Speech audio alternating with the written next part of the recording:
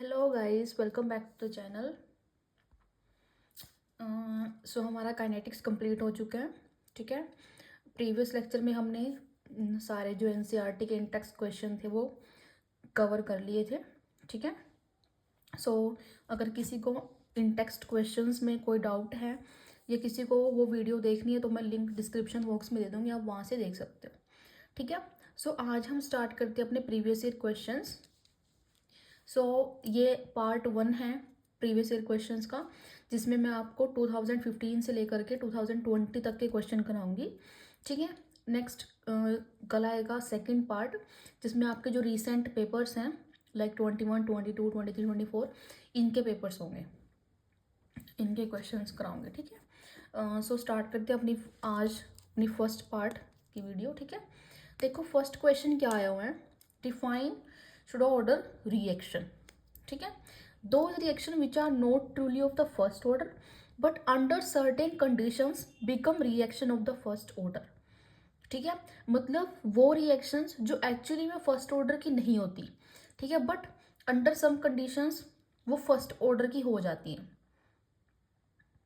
ठीक है, वो एक फर्स्ट ऑर्डर की तरह बिहेव करने लग जाती है। जैसे एग्जांपल है इन्वर्जन ऑफ केन शुगर। ठीक है, जैसे ये केन शुगर है ना, इसमें अगर आप इसको आप वाटर के साथ रिएक्ट कराओगे in presence of acidic medium तो ये ग्लूकोज और फ्रक्टोज में टूट जाता है। ठीक है, तो जब आप इसका रेट लिखते हो तो रेट किसके इक्वल आएगा, के इंटू C12H22O11। ठीक है, की कंसंट्रेशन, और साथ में कंसंट्रेशन किसकी होती है, वाटर की। ठीक है, बट वाटर की कंसंट्रेशन को हम इसमें काउंट नहीं करते बिकॉज इस वाटर की कंसंट्रेशन को हम क्या रखते हैं, कांस्टेंट रखते हैं, है ना। अगर यहाँ पे हम इस तरह से वाटर की कंसंट्रेशन भी लिख देंगे सो ये 1 1 2 सेकेंड ऑर्डर रिएक्शन हो जाएगी ना। तो बट वाटर की कंसंट्रेशन को यहाँ पे क्यों नहीं मेंशन किया जाता, बिकॉज वाटर की कंसंट्रेशन को हम कांस्टेंट ले लेते हैं। दैट्स वाई जो रेट है वो सिर्फ इसकी कंसंट्रेशन के ऊपर डिपेंड करेगा, वाटर की कंसंट्रेशन के ऊपर डिपेंड नहीं करेगा। ठीक है, तो इस वजह से ये फर्स्ट ऑर्डर रिएक्शन हो जाती है। ठीक है, so those reactions which are not truly of the first order but under certain conditions becomes reaction of the first order. ठीक है, तो वो होती है pseudo order reactions. Okay, question number second, write the slope value obtained in the plot of LNR versus time for a first order reaction. ठीक है, slope value आपको बतानी है और ग्राफ किस किस के बीच में है, LNR और टाइम के बीच में, फर्स्ट ऑर्डर रिएक्शन के लिए। सो देखो फर्स्ट ऑर्डर रिएक्शन का ये होता है formula, LNR is equal to -KT plus LNR naught, है ना। इस इक्वेशन को हम स्ट्रेट लाइन की इक्वेशन से रिलेट करते हैं, y is equal to MX plus C से। ठीक है, सो y एक्सिस पे है LNR और x एक्सिस पे क्या आ रहा है आपके पास, टाइम, टाइम आएगा यहाँ पे। ठीक है, तो LNR और टाइम के बीच में ग्राफ बनाना था। सो यहाँ से जो स्लोप की वैल्यू होती है वो -K। ठीक है, स्लोप नेगेटिव होने की वजह से जो ग्राफ है वो नीचे इस तरह से डाउन डाउन टुवर्ड डाउन बनता है। ठीक है, नीचे की तरफ ग्राफ बनता है बिकॉज क्योंकि इसका स्लोप क्या है, नेगेटिव, तो -K वैल्यू आ रही है इसके स्लोप की। ठीक है, ये क्वेश्चन 2020 में आया था। ठीक है, क्लियर है question. Okay, so next question देखो, फॉर अ रिएक्शन, एक ऐसे कोई जनरल रिएक्शन आपके पास गिवन है, रिएक्टेंट से प्रोडक्ट। ठीक है, half life is observe to be independent of the initial concentration of the reactant.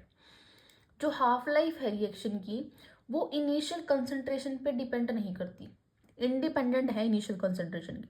So what is the order of the reaction, तो ऑर्डर बताना है रिएक्शन का। ठीक है, तो मैंने आपको हाफ लाइफ डिस्कस की हुई है, जीरो ऑर्डर की भी फर्स्ट ऑर्डर की भी। ठीक है, जीरो ऑर्डर के में तो क्या होता है, जो हाफ लाइफ है वो डिपेंड करती है कंसंट्रेशन के, A0/2 की होती है ना। सो वो तो डायरेक्टली प्रोपोर्शनल होती है कंसंट्रेशन के। But in case of first order reaction जो टी हाफ की वैल्यू है वो 0.693 आती है ना, अपॉन के, मतलब उसके अंदर कंसंट्रेशन नहीं है, इनिशियल कंसंट्रेशन नहीं है, तो हाफ लाइफ क्या है, इंडिपेंडेंट है इनिशियल कंसंट्रेशन की। ठीक है, इंडिपेंडेंट होने की वजह से मतलब ये किस ऑर्डर की रिएक्शन बनती है, ये फर्स्ट ऑर्डर रिएक्शन। ठीक है, जो फर्स्ट ऑर्डर रिएक्शन है उसमें जो हाफ लाइफ है is independent of the initial concentration of the reactant. ठीक है, तो आपको जीरो ऑर्डर के लिए भी और फर्स्ट ऑर्डर के लिए भी आपको पता होना चाहिए कि जीरो ऑर्डर किस तरह से इनिशियल कंसंट्रेशन के ऊपर डिपेंड कर रही है एंड ऑल्सो फर्स्ट ऑर्डर किस तरह से इनिशियल कंसंट्रेशन के ऊपर डिपेंड कर रही है, बिकॉज ये क्वेश्चंस आते हैं, है ना। तो देखो इसमें उसने आपसे फॉर्मूला नहीं पूछा, उसमें आपने ऑर्डर, उसमें उसने आपसे ऑर्डर पूछ लिया, है ना, कि अगर इस तरह की कंडीशन है तो ऑर्डर क्या होगा रिएक्शन का। Okay, so what is the next question है, what is the effect of adding a catalyst on activation energy and Gibbs energy of a reaction. ठीक है, कि अगर आप कैटलिस्ट को ऐड करते हो तो एक्टिवेशन एनर्जी और गिब्स एनर्जी ऑफ रिएक्शन के ऊपर क्या इफेक्ट देखने को मिलेगा। ठीक है, ये क्वेश्चन है। सो ये मैंने हाँ लास्ट लेक्चर में ही आपके साथ डिस्कस किया था। ठीक है, इफेक्ट ऑफ कैटलिस्ट में कि किस तरह से जो कैटलिस्ट है वो रेट ऑफ रिएक्शन को कैसे अफेक्ट करता है। अब आपको पता है कैटलिस्ट को ऐड करने से जो रेट है हमारा वो इनहांस हो जाता है रिएक्शन का। ठीक है, जो रेट है वो बढ़ जाता है। रेट बढ़ता क्यों है, बिकॉज जब हम कैटलिस्ट को किसी रिएक्शन में ऐड करते हैं ना उसकी एक्टिवेशन एनर्जी कम हो जाती है ना। मैंने आपको ग्राफ ड्रॉ करके दिखाया था कि रिएक्शन का path without catalyst and reaction path with catalyst, जिसमें जो एक्टिवेशन एनर्जी है वो कम हो जाती है। तो एक्टिवेशन एनर्जी जब कम हो गई, ठीक है, अब रिएक्टेंट को प्रोडक्ट में कन्वर्ट होने के लिए कम टाइम लगेगा।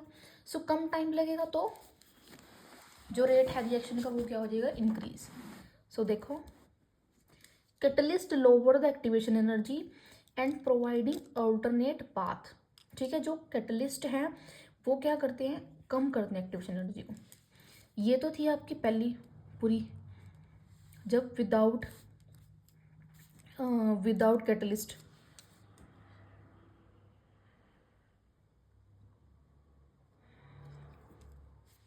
ये है विद कैटलिस्ट और ये जो पाथ है ये है विदाउट कैटलिस्ट।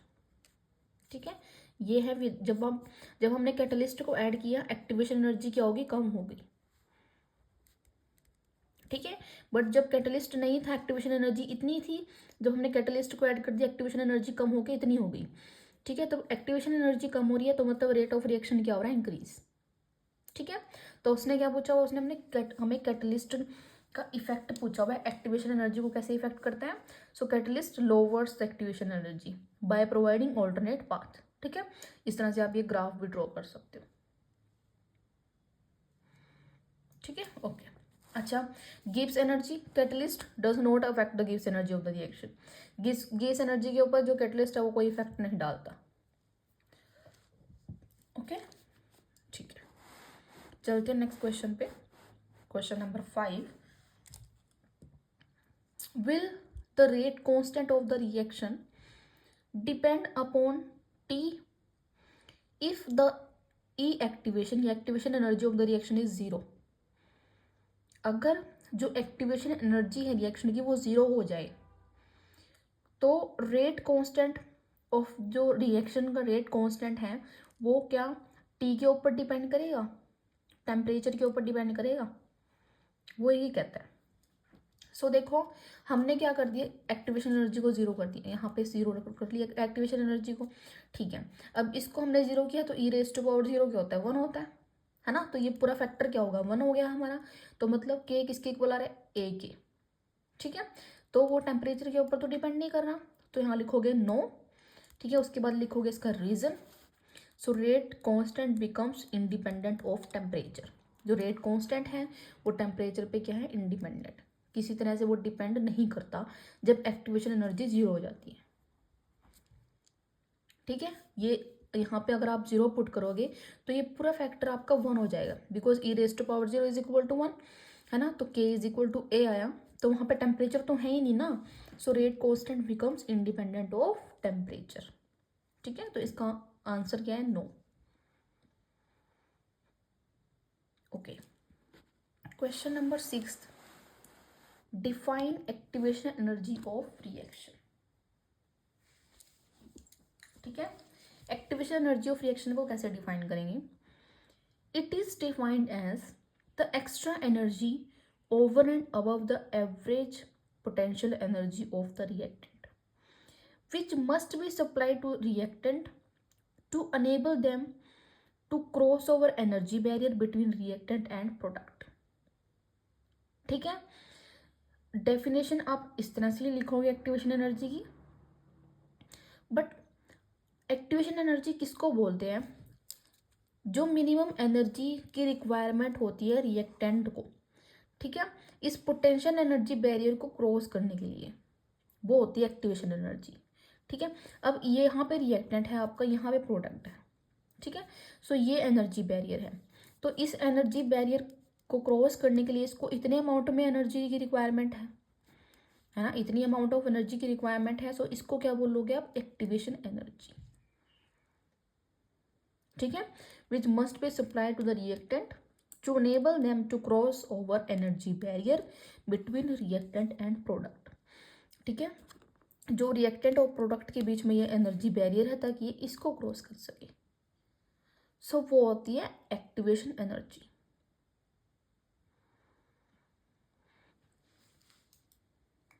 ठीक है, ये सारी चीज़ें मैंने आपको लेक्चर्स में पढ़ाई हुई हैं।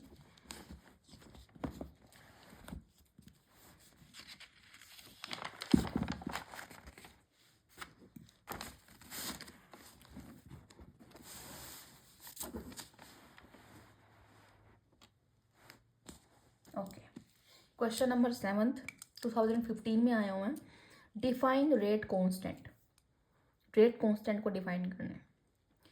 It is defined as the rate of chemical reaction when concentration of each reactant is unity. ठीक है, rate constant is also called specific rate of the reaction. तो रेट कांस्टेंट क्या होता है? एक स्पेसिफिक रेट होता है रिएक्शन का। ठीक है, या फिर रेट ऑफ केमिकल रिएक्शन जब कंसंट्रेशन है हर एक रिएक्टेंट की यूनिटी हो जाए। ठीक है, हर एक रिएक्टेंट की कंसंट्रेशन को जब आप 1 कर दोगे उस टाइम जो रिएक्शन का रेट होता है उसको बोलते हैं रेट कांस्टेंट। ठीक है, so rate is equal to K. मतलब जैसे हम वैसे तो रेट मतलब किसी भी रिएक्शन के लिए, फॉर एग्जांपल हमारे पास एक रिएक्शन है कोई A to B, है ना, इसका रेट कैसे लिखोगे? रेट इज इक्वल टू के इंटू ए की कंसंट्रेशन ऑफ ए, है ना। अब यहाँ पे हमने ए की कंसंट्रेशन को क्या कर दिया? यूनिटी कर दिया। सो यूनिटी जब करोगे तो रेट किसके इक्वल आएगा? के इक्वल, है ना। तो ये यही कह रहा है कि जब rate of chemical reaction when concentration of each reactant is unity, जब कंसंट्रेशन जो है हर एक रिएक्टेंट की यूनिटी हो जाए उस टाइम जो रेट होता है केमिकल रिएक्शन का वो होता है रेट कांस्टेंट के इक्वल। ठीक है, ये रेट कांस्टेंट क्या है? Specific rate of the reaction. Okay, ठीक है। नेक्स्ट क्वेश्चन देखो। फॉर अ रिएक्शन दिस, ये एक रिएक्शन है हमारे पास जिसमें डिकम्पोजिशन की गई है NH3 की, अमोनिया की। ठीक है, N2 गैस में और 3S2 गैस में। Right the order and molecularity of reaction. And second है राइट द यूनिट ऑफ के। रेट कांस्टेंट के यूनिट बताने हैं आपने। ओके, सो फर्स्टली तो ये जो रिएक्शन है ये first order zero order reaction का एग्जांपल है। ठीक है, ये मैंने आपको तब भी बताया था, 2-3 एग्जांपल्स मैंने आपको बताए थे जब मैंने जीरो ऑर्डर डिस्कस किया था आपके साथ। ठीक है, कि डिकम्पोजिशन ऑफ अमोनिया जो है ये जीरो ऑर्डर रिएक्शन होती है। ठीक है, और इसकी मॉलिक्यूलरिटी कैसे पता चलेगी? अमोनिया के कितने मॉलिक्यूल या कितने रिएक्टिंग स्पीसीज आपस में कोलाइड कर रहे हैं? 2। कितने रिएक्टिंग स्पीसीज जो है रिएक्शन में इन्वॉल्व हैं? 2। तो मॉलिक्यूलरिटी कितनी आएगी? 2, है ना। मॉलिक्यूलरिटी क्या होती है? जितनी रिएक्टिंग स्पीसीज रिएक्शन के अंदर इन्वॉल्व हैं, ठीक है, वो मॉलिक्यूलरिटी होती है। सो मॉलिक्यूलरिटी यहाँ पे क्या आएगी? 2, क्योंकि 2 अमोनिया के मॉलिक्यूलर रिएक्शन के अंदर है। Okay, and write the unit of k for a zero order reaction. जो रेट कांस्टेंट के यूनिट होते हैं वो क्या होते हैं? Mole, litre inverse, second inverse. ठीक है, ये सब कुछ लेक्चर्स में डिस्कस है कि यूनिट कैसे आए हैं इसके, मैं यहाँ पे दोबारा डिस्कस नहीं करूँगी। ठीक है, अगर आप लोग आपको ये देखना है तो आप ये वाली वीडियो देख लेना, जीरो ऑर्डर रिएक्शन वाली। ओके, नेक्स्ट क्वेश्चन देखो, ये 2016 का क्वेश्चन था। नेक्स्ट क्वेश्चन है 2020 का। एनालाइज द ग्राफ, एक ग्राफ गिवन है ये, इसको एनालाइज करो। Drawn between concentration of reactant versus time, ठीक है, कंसंट्रेशन और रिएक्टेंट के बीच में एक ग्राफ आपको गिवन है। फर्स्ट है predict order of the reaction, order बताना है आपको रिएक्शन का।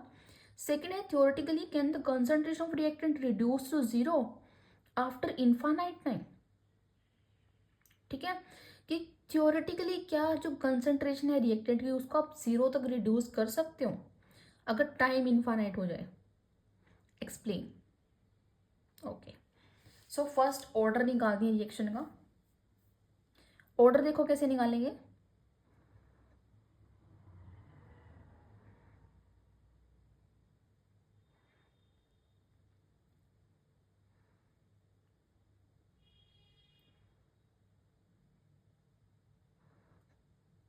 ओके, देखो जब 0.4 से 0.8 कंसंट्रेशन तक उसको कितने टाइम लग रहे हैं, 10 मिनट, है ना। या फिर 0.2 से 0.4 से 0.2 तक उसको कितना टाइम लग रहा है, 10 मिनट, है ना। दोनों केसेस में 10 मिनट लग रहे हैं, ठीक है। तो ये क्या है, फर्स्ट ऑर्डर रिएक्शन है ना। बिकॉज फर्स्ट ऑर्डर क्यों है, क्योंकि जो हाफ लाइफ है वो कंसंट्रेशन के ऊपर डिपेंड नहीं कर रही, ठीक है। तो ए जो ए पार्ट है उसका आंसर क्या गया, ऑर्डर ऑफ द रिएक्शन क्या है, first order reaction. Second part है कि theoretically can the concentration of reactant reduce to zero after infinite time, so इसका आंसर है no. The rate of first order reaction and the concentration of reactant very exponentially with time, ठीक है। The curve never touches the x axis, कि जो first order reaction है वो जो concentration of reactant है वो एक्सपोनेंशियली वेरी कर रही है टाइम के साथ साथ। तो जो कर्व है रिएक्शन की, the curve never touches the x axis, को वो टच नहीं कर सकती। ये जो कर्व है ये इस एक्स एक्सिस को टच नहीं करेगी, बिकॉज जो जो कंसंट्रेशन है वो एक्सपोनेंशियली वेरी करती है टाइम के साथ, ठीक है। तो कंसंट्रेशन है रिएक्टेंट की वो जीरो नहीं होगी, या वो इस लाइन को टच नहीं करेगी, ठीक है। सो ये रीजन था। ओके, ये 2020 का क्वेश्चन था। नेक्स्ट देखो क्वेश्चन नंबर 10, न्यूमेरिकल है। रेट कांस्टेंट के for a first order reaction has been found to be this, calculate its 3/4 life, ठीक है। क्या है, रेट कांस्टेंट दिया हुआ है फर्स्ट ऑर्डर रिएक्शन के लिए इतना, आपको 3/4 लाइफ कैलकुलेट करनी है उसकी, ठीक है। So for first order reaction k is equal to 2.303 upon t log R0 upon R, है ना, यही फॉर्मूला होता है। ओके, अब उसने कहा कि हमें फाइंड क्या करना है, 3/4 लाइफ, ठीक है। सपोज अगर उसकी इनिशियल कंसंट्रेशन जो है R0 की वैल्यू A है ना, हमें 3/4 लाइफ कैलकुलेट करनी है। तो जो R की वैल्यू आएगी वो क्या आएगी, अगर इसमें से हम 3/4 ऑफ A माइनस कर दें, है ना, तो फाइनल वैल्यू आ जाएगी, क्योंकि 3/4 से हमें लाइफ हमें निकालनी है। ओके, तो इसको सॉल्व करके पहले इसको माइनस करेंगे तो 1/4 ही आ जाएगा, है ना। ए से ए कैंसिल, ये जाएगा log 4, ठीक है। टाइम हमें निकालना है, 3/4 लाइफ पूछी हुई है, लाइफ मतलब टाइम निकालना है। और ये क्या हुआ, रेट कांस्टेंट की वैल्यू गिवन है तो इसको पुट कर दोगे यहाँ पे, है ना। log 4, या तो log 4 की डायरेक्ट वैल्यू लिखो, या फिर log 4 को कैसे लिख सकते हो, 2 log 2, है ना। सो 2 इंटू ये क्या होता है 0.3010, है ना। सो ये वही आएगा 620, ठीक है। तो इसको इस तरह से सॉल्व करके यहाँ लिखोगे, फिर इस पूरी वैल्यू को कैलकुलेट करोगे, सो टाइम क्या आएगा 546 सेकेंड, ठीक है। 3/4 लाइफ कैलकुलेट करनी है। सो इनिशियल कंसंट्रेशन अगर आपकी ए है तो फाइनल क्या होगी, A माइनस 3/4, ठीक है। अच्छा, log 4 की वैल्यू भी आपको गिवन है तो आप डायरेक्ट भी इसको पुट कर सकते हो। ओके, नेक्स्ट क्वेश्चन देखो। Draw the plot of ln k versus 1 by t for a chemical reaction. What does the intercept represent? And what is the relationship between slope and activation energy? Okay, so activation energy का अगर जिक्र यहाँ पे activation energy अगर आया है question के अंदर, तो आपको देख के ही पता लग जाना चाहिए कि अरेनियस इक्वेशन का कहीं ना कहीं यूज होगा, है ना। सो अरेनियस इक्वेशन का फॉर्मूला क्या होता है, K is equal to A into e raise to minus E upon R T, है ना। उसके बाद एल एन ले लिया, अब एल एन के और 1 बाई टी के बीच में ग्राफ बना हुआ है, सो एल लॉग तो लेना पड़ेगा। तो L N K is equal to L N A minus A upon R T, ठीक है। इसको इस तरह से रीअरेंज करके आगे आगे हो गया minus A upon R T, पीछे इसने एल एन ए ले लिया। ओके, अब इस इक्वेशन को उसने रिलेट किया स्ट्रेट लाइन की इक्वेशन से, so y is equal to m x plus c से रिलेट किया। सो वाई एक्सिस पे आया एल एन के और एक्स एक्सिस पे आया 1 बाई टी, ठीक है। तो इन दोनों के बीच में ग्राफ बना है। ओके, तो स्लोप की वैल्यू यहाँ से क्या आई है, माइनस ए अपॉन आर, है ना। एम की वैल्यू क्या है, माइनस ए अपॉन आर, और इंटरसेप्ट क्या है, एल एन ए, ठीक है। तो एक तो उसने पूछा इंटरसेप्ट क्या रिप्रेजेंट करा है, तो इंटरसेप्ट क्या आता है, एल एन ए आता है। और उसने पूछा कि रिलेशनशिप बताओ between slope and activation energy, तो स्लोप किसके इक्वल है, minus E A upon R, ठीक है। सो स्लोप नेगेटिव हो जाने की वजह से जो ग्राफ है वो इस तरह से दिखाएगा, ऊपर से नीचे की तरफ आएगा, ठीक है। 2019 का क्वेश्चन था ये। ओके, नेक्स्ट क्वेश्चन देखो, फॉलोइंग डाटा आर ऑब्टेन्ड, कुछ इस तरह से कुछ डाटा गिवन है, ठीक है, जिसमें एक रिएक्शन की आपकी टी हाफ की वैल्यू गिवन है 0, 300 और 600, ठीक है। N2O5 की कंसंट्रेशन गिवन है, जब टी हाफ की वैल्यू 0 थी तब इतनी थी, टी हाफ की वैल्यू जब 300 थी तब कंसंट्रेशन इतनी थी, टी हाफ की वैल्यू जब 600 थी तब कंसंट्रेशन इतनी थी, ठीक है। Show that if it follow first order reaction, एक तो ये शो करो कि ये फर्स्ट ऑर्डर रिएक्शन को फॉलो करता है। सेकंड, कैलकुलेट हाफ लाइफ, और इसकी हाफ लाइफ को कैलकुलेट करो, ठीक है। So this is the question. तो देखते हैं अभी कैसे करते हैं इसको, कैसे करेंगे।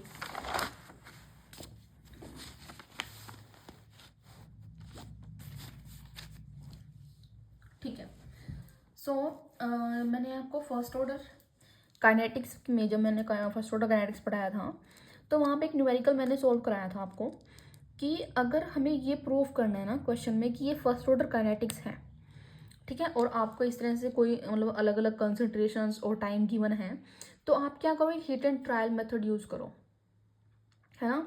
अलग अलग कंसंट्रेशन पे रेट कांस्टेंट की वैल्यू निकालो। अगर रेट कांस्टेंट सेम आ रहा है दोनों केसेस में, ठीक है, अगर दोनों केसेस में रेट कांस्टेंट की वैल्यू सेम है तो मतलब वो फर्स्ट ऑर्डर रिएक्शन है, ठीक है। हिट एंड ट्रायल मेथड ये होता है। तो हमने क्या किया, फर्स्ट ऑर्डर काइनेटिक्स का फॉर्मूला लिखा, K is equal to 2.303 upon T log R naught upon R, ठीक है। फर्स्टली हमारे पास कंसंट्रेशन जब 300 टी हाफ की वैल्यू 300 थी या टी की वैल्यू 300 थी, कंसंट्रेशंस ये थी, है ना। जब टी की वैल्यू 600 थी तब कंसंट्रेशंस ये थी, और चेक कर लेते हैं।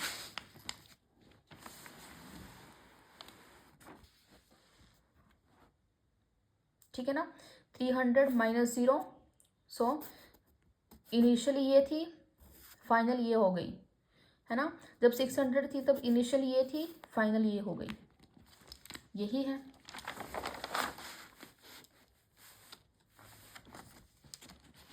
इनिशियली दोनों केस में उसने 1.6 इंटू 10⁻² लिया हुआ है, इनिशियल कंसंट्रेशन तो वही थी, ठीक है। तो 300 जब टेम्परेचर हुआ तब वो रिड्यूस होकर इतनी रह गई, 600 टेम्परेचर पे वो रिड्यूस होकर इतनी रह गई, ओके, ठीक है। ये तो सॉल्व है, इसको सॉल्व करके आया log 2, इसको कैलकुलेट करके आया log 4, ठीक है। log 2 की वैल्यू रखी, log 4 की वैल्यू रखी, दोनों केसेस में रेट कांस्टेंट निकाल लिया, ठीक है। दोनों केसेस में जो रेट कांस्टेंट की वैल्यू है वो आ रही है 2.3 इंटू 10⁻³ पर सेकेंड, ओके। हमने देखा कि रेट कांस्टेंट क्या है, दोनों केसेस में सेम है, कांस्टेंट है, तो सेम होने की वजह से ये क्या है, फर्स्ट ऑर्डर काइनेटिक्स। ठीक है। अब फर्स्ट ऑर्डर काइनेटिक्स के केस में जो टी हाफ की वैल्यू होती है, half life of first order क्या होता है 0.693 अपॉन के, है ना। सो 0.693 तो है ही, के की वैल्यू रखोगे सो यहाँ से टी हाफ की वैल्यू आ जाएगी। ठीक है, सिंपल क्वेश्चन है। बस ये चीज़ ध्यान रखनी है, अगर इस टाइप का न्यूमेरिकल आता है ना जहाँ पे आपके पास कंसंट्रेशंस ऐसे ही इनिशियली दी हुई है, अलग से दो और कंसंट्रेशंस गिवन है, टाइम अलग अलग गिवन, हाँ टाइम अलग अलग गिवन है, तो आप क्या करोगे, आप hit and trial method use करोगे। ठीक है, दोनों केसेस में आप रेट कांस्टेंट की वैल्यू निकालोगे और फिर देखोगे कि क्या दोनों केसेस में रेट कांस्टेंट की वैल्यू सेम है।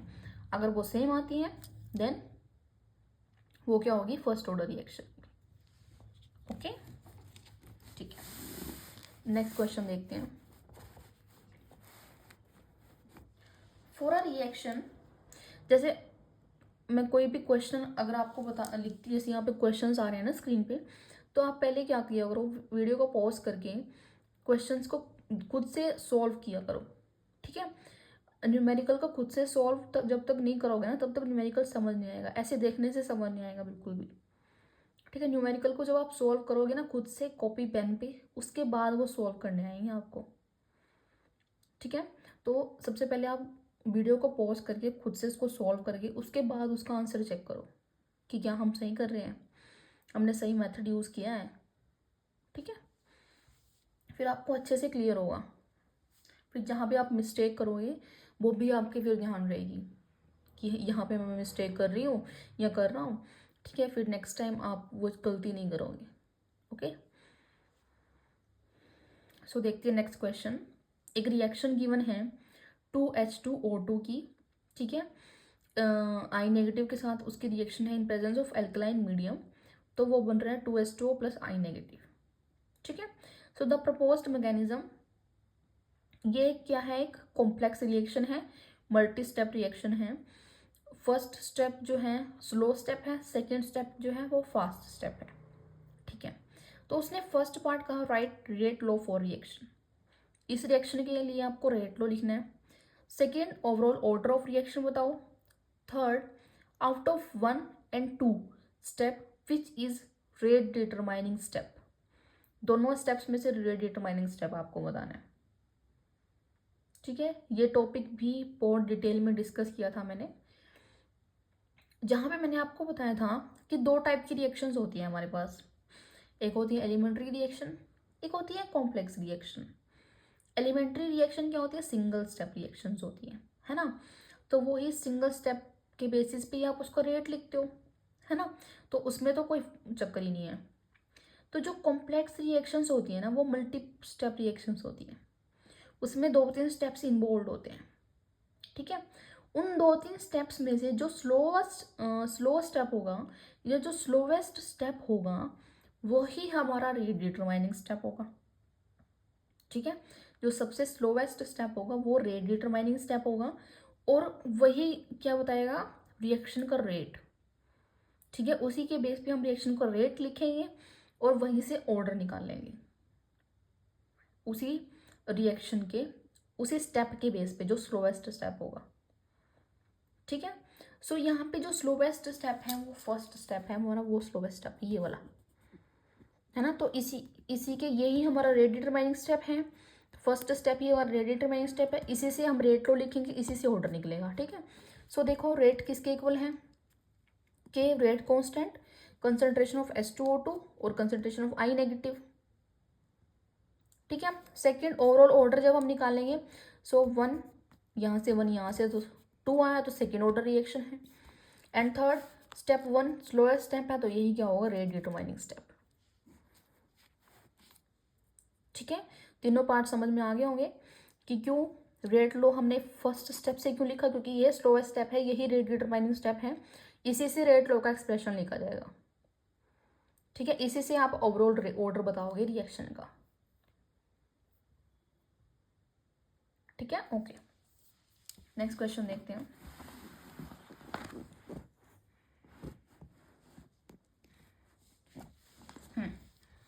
For a first order reaction, show that time required 99% completion is twice the time required for completion of 90% of reaction. First order के लिए ये शो करो कि 99% कंप्लीशन पे जितना टाइम लग रहा है वो दुगना टाइम लग रहा है, 2 गुना टाइम लग रहा है then the time required for completion of 90% of the reaction. ठीक है कि 99% में 2 गुना टाइम लग रहा है देन 90% ऑफ द रिएक्शन, ये शो करना है. ठीक है 99% के लिए अलग से टाइम निकालेंगे, 90% के लिए अलग से निकालेंगे. ठीक है तो देखेंगे कि किस में ज़्यादा टाइम लग रहा है. ठीक है यही चेक करना है ना हमें. ओके सो फर्स्ट 99% कंप्लीशन के लिए निकालते हैं. ठीक है इनिशियली हमने ले लिया कि जो इनिशियल कंसंट्रेशन है आर नोट की वैल्यू है 100. ठीक है इनिशियल हम 100 लेके चलते हैं. अब हमने क्या कहा कि 100 का 99% कंप्लीट हो चुका है. 99% जब कंप्लीट हुई तो आर की वैल्यू कितनी रहेगी 1. फाइनल कंसंट्रेशन कितनी रहेगी 1. ठीक है यहाँ पे पुट करेंगे, फॉर्मूले में पुट करेंगे टी 99% की वैल्यू आ जाएगी 2.303 अपॉन के इंटू 2 log 100 की वैल्यू 2. ये हो गई फर्स्ट इक्वेशन. ठीक है उसके बाद निकाल लेंगे टाइम किस पे 90% कंप्लीशन पे. सेम इनिशियल कंसंट्रेशन कितनी थी 100. जब रिएक्शन 90% कंप्लीट हो चुकी है तब कितनी रहेगी 10 रहेगी है ना. 90% कंप्लीशन इनिशियल कंसंट्रेशन में कितना हो गया 10. सो यहाँ से के की वैल्यू क्या आई वही सेम आर नोट की जगह रखेंगे 100 और आर की वैल्यू क्या आई 10. ठीक है टी 90% ये आ गया. इसको ले लिया सेकेंड इक्वेशन. अब दोनों को जब आपने कंपेयर किया आपको साफ साफ पता लग रहा है कि ये वाली जो है इससे ट्वाइस है, 2 गुना है ना. So t 99% is equal to 2 into t 90%. यही हमें शो करना था है ना कि टी 99% जो है वो ट्वाइस 2 गुना टाइम ले रही है then completion of 90% of the reaction. ठीक है इस तरह से सॉल्व करेंगे इसको. नेक्स्ट देखते हैं. ये है 2020 का एग्जाम पेपर में आया हुआ ये. So a first order reaction is 40% complete in 80 minute. ठीक है 40% रिएक्शन 80 मिनट में कंप्लीट हो रही है. Calculate the value of rate constant in what time reaction will be 90% complete. ठीक है 90% कितने टाइम में कंप्लीट होगी ये हमें निकालना है. ओके सो दोनों के लिए हाँ फर्स्ट 40% के लिए हमारे पास टाइम गिवन है ना. उससे हम क्या करेंगे रेट कांस्टेंट की वैल्यू निकालेंगे. ठीक है सेकंड फिर उस रेट कांस्टेंट की वैल्यू को इसमें पुट करके यहाँ पे के की वैल्यू को पुट करके हम टाइम निकाल लेंगे फॉर 90% कंप्लीशन के लिए है ना. सिंपल है. ठीक है करते हैं पहले 40% कंप्लीशन के लिए रेट कांस्टेंट निकालते हैं. निकालिए ना वैल्यू ऑफ रेट कांस्टेंट की तो निकालते हैं. इनिशियली कंसंट्रेशन कितनी थी 100 है ना. जब रिएक्शन 40% कंप्लीट हो गई तो 100 का 40% कितना होगा कितना बचेगा 60. सो फाइनल कंसंट्रेशन कितनी रहेगी 60 रहेगी. ठीक है तो आर नोट और आर की वैल्यू को यहाँ पे पुट किया 100 ऊपर 60 नीचे. टाइम कितना लग रहा था 40% कंप्लीशन में 80 मिनट. सो 80 को यहाँ पे रखा.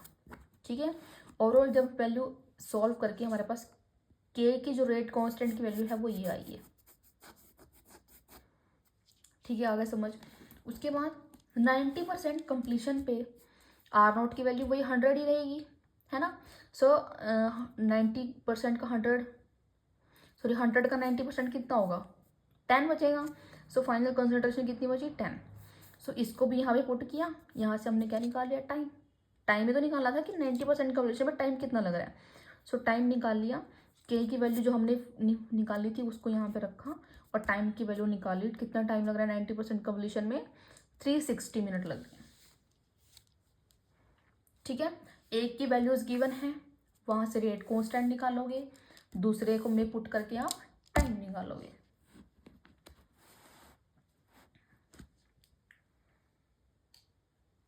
ठीक है, ये 2020 का क्वेश्चन था, इंपॉर्टेंट क्वेश्चन था।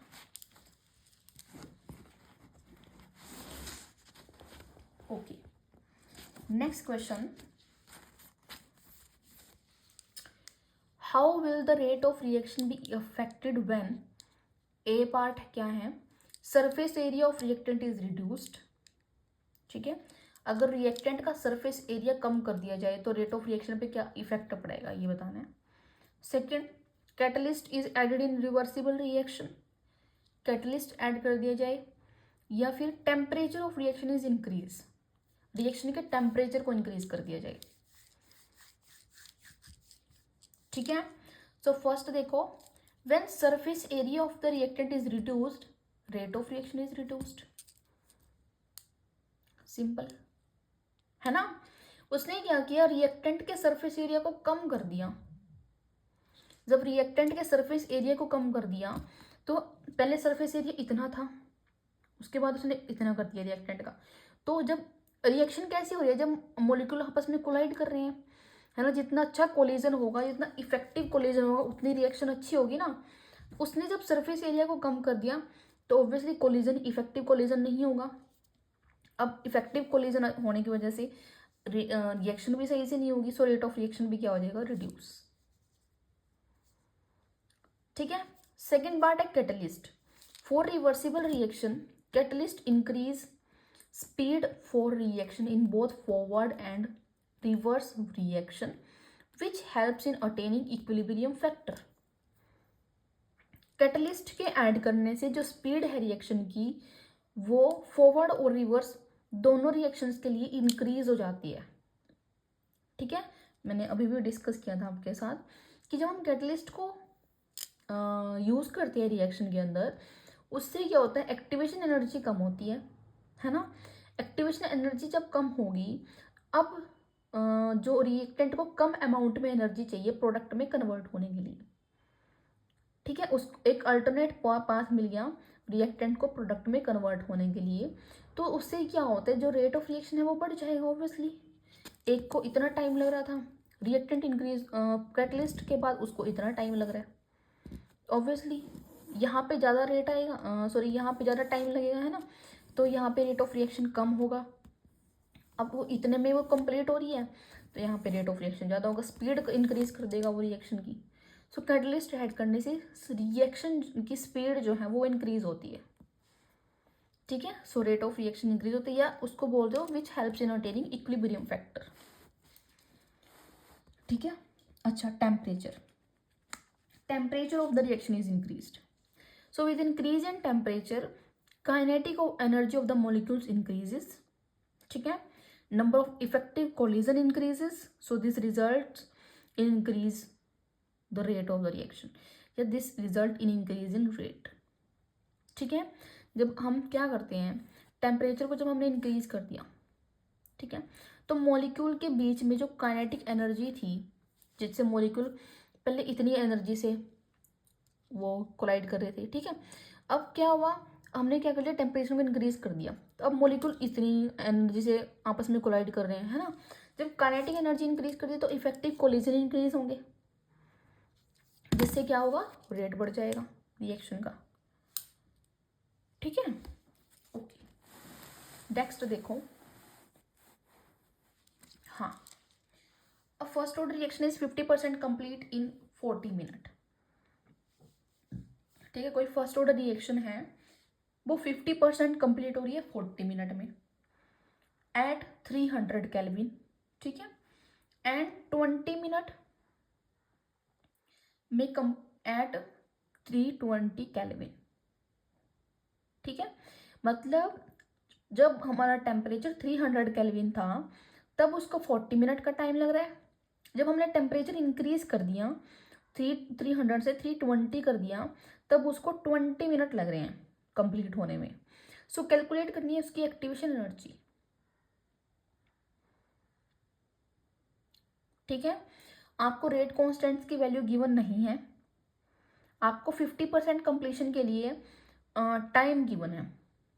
ठीक है, so for first order reaction आप क्या करोगे, half life of formula use करके फर्स्ट ऑर्डर का वहाँ से के की वैल्यूज़ निकालोगे in case of 40 minute and in case of 20 minute, दोनों के केसेस में। उसके बाद उसको आप एक्टिवेशन एनर्जी के फॉर्मूले में यूज़ करके वहाँ से एक्टिवेशन एनर्जी फाइंड आउट करोगे। ठीक है, सो देखते हैं पहले। अब फर्स्ट ऑर्डर रिएक्शन के लिए टी हाफ का फॉर्मूला होता है तो 0.693 के, यही होता है। सो हमने यूज़ किया K1 की वैल्यू को निकालने के लिए। ठीक है, सो K1 40 मिनट रखा जब यहाँ पे तो K1 की वैल्यू आ गई ये। 20 मिनट यूज़ किया तो K2 की वैल्यू आ गई ये। ठीक है, उसके बाद हमने अपना फॉर्मूला लगाया log K2 by K1 is equal to EA upon 2.303 R into 1 upon T1 minus 1 upon T2, या फिर T2 minus T1 upon T1 T2, है ना। सो K2 रखा ये, K1 रखा ये, है ना। T2 की वैल्यू कितनी गिवन है 320 केल्विन, T1 की वैल्यू कितनी गिवन है 300 केल्विन। सो वह वैल्यूज पुट की, है ना। इसको कैंसिल आउट करके ये बन रहा है log 2, ये सॉल्व करके ये 20 अपॉन 96,000।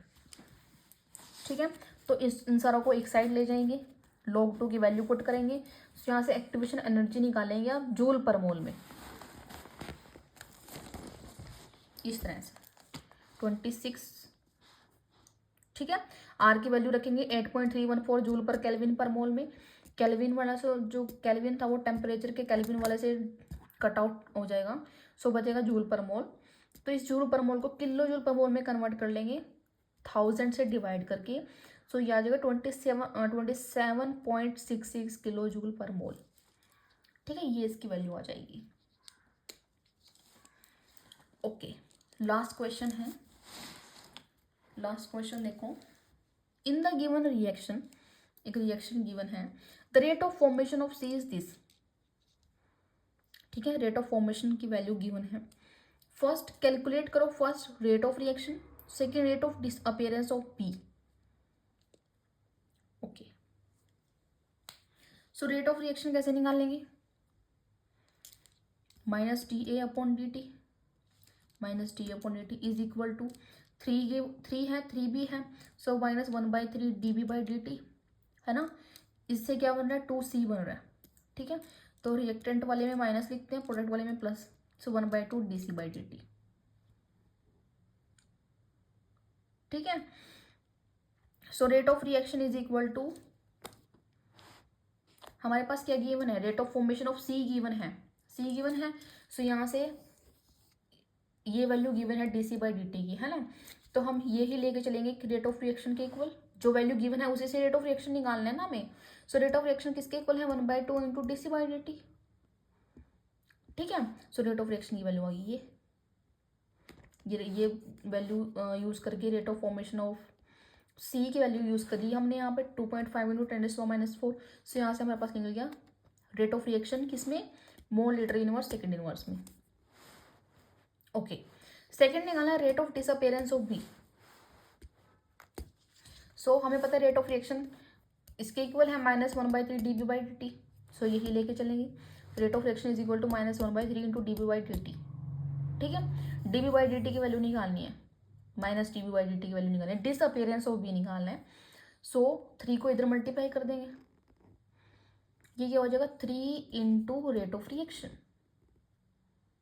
है ना। रेट ऑफ रिएक्शन की वैल्यू हमने अभी निकाली थी 1.25 into 10⁻⁴ mole litre inverse second inverse, उसको इसने यहाँ रखा और क्या निकाल लिया रेट ऑफ रिएक्शन, है ना, sorry rate of disappearance of B निकाल लिया, minus dB by D T की वैल्यू निकाल ली, और वो वैल्यू क्या है 3.75 into 10⁻⁴ mole litre inverse second inverse.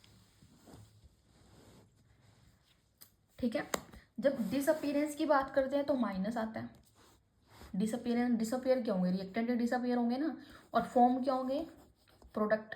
सो डिसअपियरेंस की बात करेंगे तो माइनस आएगा, फॉर्मेशन की बात करेंगे तो प्लस आएगा, है ना। ये मैंने आपको सिखाया रखा है रेट ऑफ रिएक्शन कैसे लिखते हैं। ठीक है, ये बिल्कुल फर्स्ट लेक्चर में सिखाया था। ओके, तो ये आप वहाँ से पहले देख सकते हो, उसके बाद ये क्वेश्चन करोगे जब, तब आपको अच्छे से समझ में आएगा कि रेट ऑफ फॉर्मेशन हम कैसे निकाल रहे हैं, रेट ऑफ डिसअपियरेंस हम कैसे निकाल रहे हैं।